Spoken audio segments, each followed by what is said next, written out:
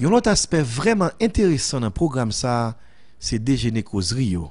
Côté parlementaire, anciens parlementaires, membres société civile, capable chita pour brasser l'idée, discuter, projet loi avec tout ça qui concerne le Parlement.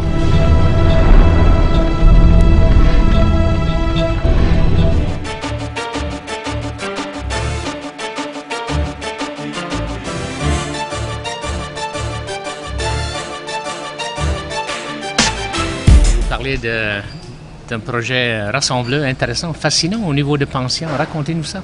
Ouais.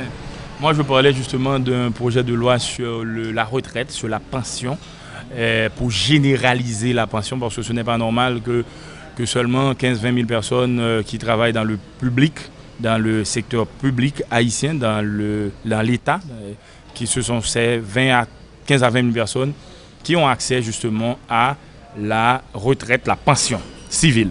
Donc, je veux uniformiser, généraliser à d'autres secteurs, le privé, les banques, les écoles privées, les compagnies, le commerce, comme tel, les hôtels, les gens qui sont employés depuis des années.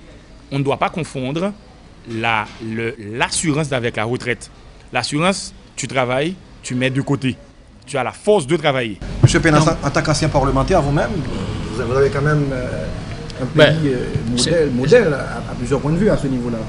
C'est par hasard parce qu'on se rend compte ce matin, puis comme pour toujours... J'ai saisi l'occasion. On dit que les meilleurs projets de loi, ça fait autour d'une table de petit déjeuner. Oui. Mais c'est fort intéressant parce que justement, pour moi, c'est rassembleur. On n'a rien inventé dans un sens que ces problèmes-là existent ailleurs et depuis toujours.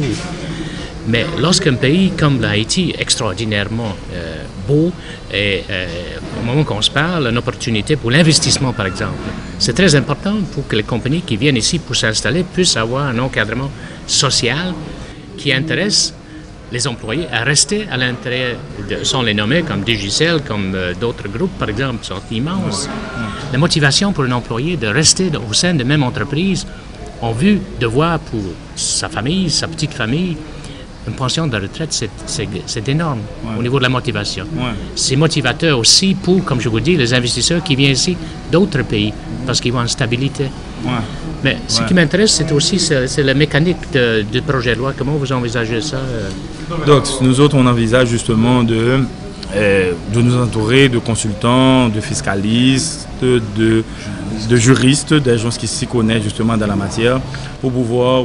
c'est vrai qu'il y a le besoin, c'est vrai que la nécessité se fait sentir, mais justement, on doit avoir la technique pour pouvoir réaliser. On sait comment on va faire pour procéder au prélèvement, le prélèvement direct à partir du chèque des gens, mais il y a même une demande. J'ai rencontré des employés de la banque, Sogebank, des employés de la Digicel, ils sont d'accord, ils veulent, ils n'attendent que ça pour pouvoir contribuer. Parce que comme disait mon confrère et collègue tout à l'heure, la personne est en santé, elle travaille, mais frappée par une infirmité, frappée par une maladie, l'assurance ne tient plus.